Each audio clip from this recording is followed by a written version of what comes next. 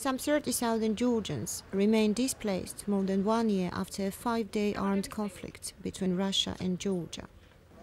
Now many of them most likely face a future away from their home villages. After the August 2008 conflict, which initially caused about 150,000 people in Georgia to flee their villages, international agencies immediately responded. Their efforts complemented the humanitarian response of the Georgian government. Most importantly, early recovery for livelihoods got underway at the same time as the provision of clean water, food and shelter. These activities included restoring damaged infrastructure, creating short-term employment for displaced people, and assisting the government in delivering public services.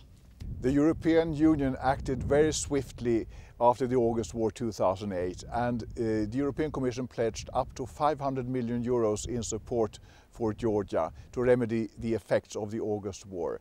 Money channeled through UNDP, United Nations Development Programme, for internally displaced persons, for infrastructure and for economic rehabilitation. The situation is still difficult in the region of Shida Kartli, to which most of the displaced fled. Some houses, schools and drinking water infrastructure have been rehabilitated, and microloans have been given to the displaced to help them start farming or to launch start-up businesses. Thanks to money from the European Union and the UN Development Programme, UNDP was able to help people immediately. We fixed water supply systems, we rebuilt schools, we rebuilt waterworks, and we helped people sow winter wheat on 650 hectares of land. The EU and UNDP also provides microloans to start businesses.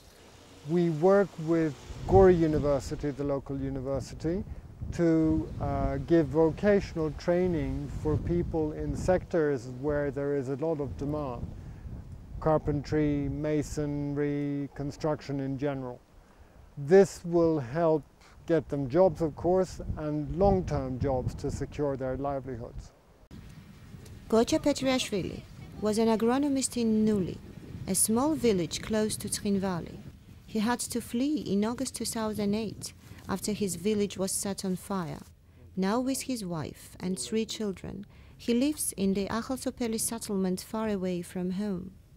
With a microloan of €1,000 received through the United Nations Development Programme, Gocha plans to become a farmer and grow wheat. He says his settlement will soon become the most beautiful village in Shida Kartli.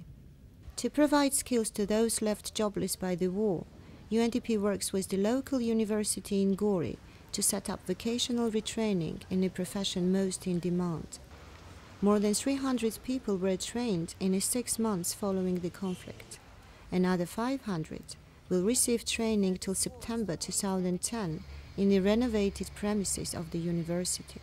Many of the displaced are small farmers who fled the war, leaving all they owned behind: houses, gardens, orchards and livestock.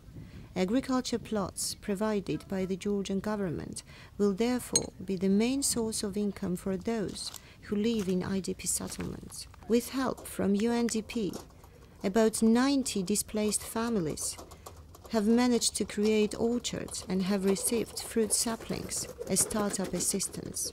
UNDP also assisted to cultivate 650 hectares of arable land and fixed the irrigation water infrastructure, which serves the IDP settlements and nearby villages. Zeynab Khubaev fled from Charebi, a small ethnically mixed village. Zeynab is ethnic Ossetian, married to an ethnic Georgian. Today, with her husband and 3 sons, she lives in the Metechi settlement far away from her village. She doesn't have a single thing left from her home, not even the baptismal crosses of her children, her biggest regret. I had no time to collect anything. We were hiding in the woods for 3 days because of shelling, and then moved away with the Georgian troops. I know that my house back there was destroyed, but I still hope to go back to my real home one day. Shota Sherazadishvili is a farmer from Cheiti, a small village on the outskirts of Trinvali. As the war broke out, he sent his wife and 4 daughters away, but stayed behind to look after his house and 7 cows. He had to flee, though, once the air shelling started.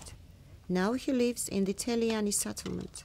His wife, Mzaro, is proud of her flowers on a porch.